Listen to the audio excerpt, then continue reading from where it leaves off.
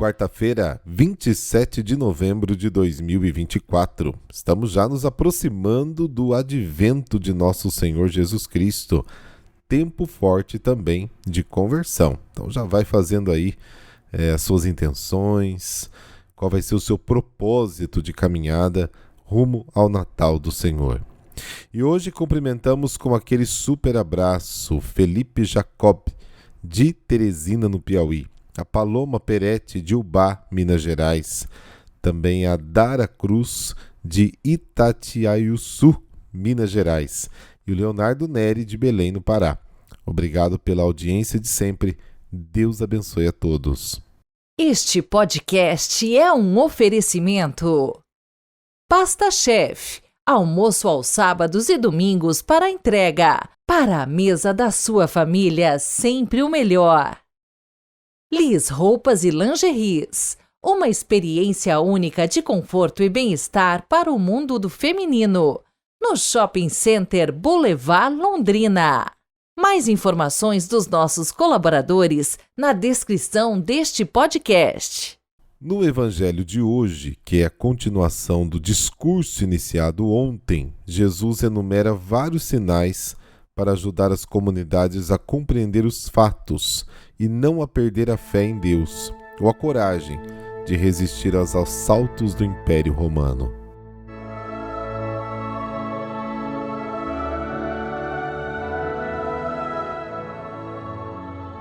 Pelo sinal da Santa Cruz, livrai-nos Deus, nosso Senhor, dos nossos inimigos.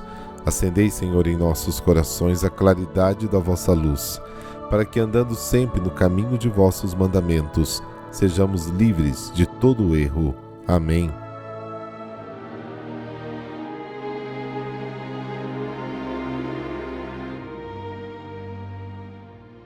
Lucas, capítulo 21, versículos de 12 a 19. O Senhor esteja convosco. Ele está no meio de nós. Proclamação do Evangelho de Jesus Cristo segundo Lucas. Glória a vós, Senhor. Naquele tempo disse Jesus aos seus discípulos: antes que essas coisas aconteçam, sereis presos e perseguidos. Sereis entregues às sinagogas e postos na prisão. Sereis levados diante de reis e governadores por causa do meu nome. Esta será a ocasião em que testemunhareis a vossa fé. Fazei o firme propósito de não planejar com antecedência a própria defesa, porque eu vos darei palavras tão acertadas que nenhum dos inimigos vos poderá resistir ou rebater. Sereis entregues até mesmo pelos próprios pais, irmãos, parentes e amigos, e eles matarão alguns de vós. Todos vos odiarão por causa do meu nome, mas vós não perdereis um só fio de cabelo de vossa cabeça, e permanecendo firmes que ireis ganhar a vida. Palavra da salvação. Glória a vós, Senhor.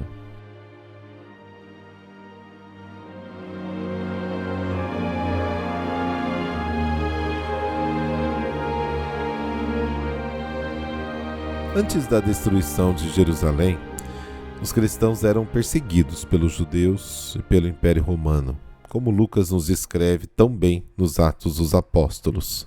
Eles ficam impressionados pela sua fé em Jesus, por causa do meu nome. Ser cristão era e muitas vezes é um crime. Ao aderir a Jesus, corre-se o risco de se tornar um dos malfeitores. Mas o evangelista nos convida a ter presente também as implicações positivas da perseguição e oferecem oportunidade para dar testemunho do Senhor com a vida e a palavra. A ação judicial serve à pregação, a prisão serve à atividade missionária. O Evangelho de Jesus é anunciado através dos sofrimentos dos mártires. O seu exemplo é mais eloquente do que o anúncio dos pregadores. Os cristãos de Jerusalém, forçados a fugir da cidade, levam o Evangelho ao interior da Judeia e da Samaria, Atos capítulo 8, e chegam até a Fenícia, Chipre, Antioquia, Atos capítulo 11, capítulo 15. Pedro, João, Estevão são levados perante o Sinédrio, Paulo perante os governadores romanos, e todos eles levam a mensagem de Cristo, onde de outra forma ela talvez nunca teria chegado. Paulo escreve aos Filipenses que a sua prisão é uma oportunidade para anunciar o Evangelho. Ele diz o seguinte no capítulo 1: Quero que saibais, irmãos, que os meus assuntos têm sido mais orientados para o benefício do Evangelho, a tal ponto que em todo o pretório e em toda parte sei que estou preso por Cristo. Assim, a maioria dos irmãos, encorajados no Senhor pelas minhas correntes, ousam anunciar a palavra de Deus com maior zelo e sem medo. A fidelidade a Cristo coloca os discípulos em conflito com todos aqueles que não aceitam a fé cristã. Se Jesus e a sua palavra são rejeitados, os cristãos também serão rejeitados. Jesus dizia: se o mundo vos odeia, sabei que ele me odiou antes de vós. João 15. O historiador romano Tácito resume assim o seu julgamento sobre os cristãos: odioso para toda a raça humana. O cristão é aquele que por vocação deve resistir até o fim com paciência, o que não é resignação, mas resistência constante e inflexível. No livro do Apocalipse, no capítulo 13, nós lemos o seguinte: quem deve ir para o cativeiro, irá para o cativeiro. Quem tem que ser morto à espada, será morto pela espada. Nisso está a perseverança e a fé dos santos. E desta forma, o fiel alcançará a vida eterna. A paciência é a característica de Jesus, que assume o mal. O discípulo também está associado ao seu mistério de morte e ressurreição. Ao perder a vida, ele a salva. No martírio, o cristão adquire a sua própria identidade com Jesus, o Filho morto e ressuscitado.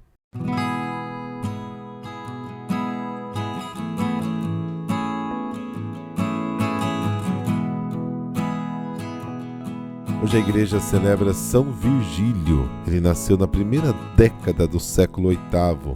Foi batizado com o nome católico de Virgílio. Sentiu-se atraído pela vida monástica e tornou-se monge na Irlanda, mas em 743 deixou a ilha para evangelizar o continente e não voltou para sua terra natal.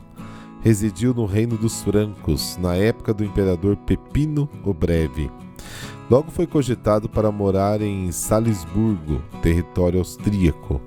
Nessa diocese foi escolhido para ser bispo, mas por causa de divergências políticas e doutrinais sem Bonifácio, o grande evangelizador da Alemanha, que não aceitou o processo de escolha de Virgílio para o episcopado, o monge irlandês precisou esperar a morte de Bonifácio para poder ocupar a cadeira em Salisburgo.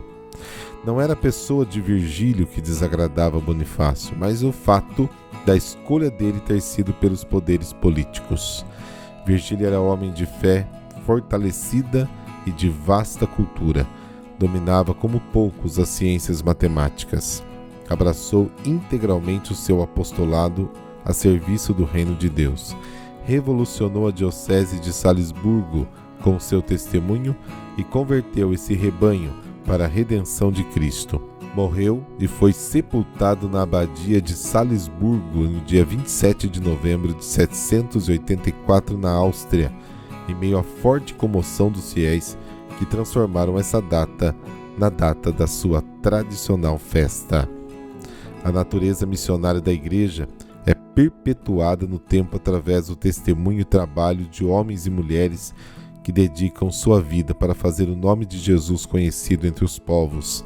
E assim foi a vida de São Virgílio, que através de incansável apostolado espalhou a boa nova de Jesus entre aqueles que ainda não haviam tomado contato com a mensagem libertadora de Cristo. Oremos. Pai de bondade, pela inspiração de São Virgílio, aumentai em nós o zelo missionário e infundi em nós o Espírito Santo, para que todas as nossas palavras sejam para a glória do vosso nome. Amém. Abençoe-vos o Deus Todo-Poderoso, Pai e Filho e Espírito Santo. Amém.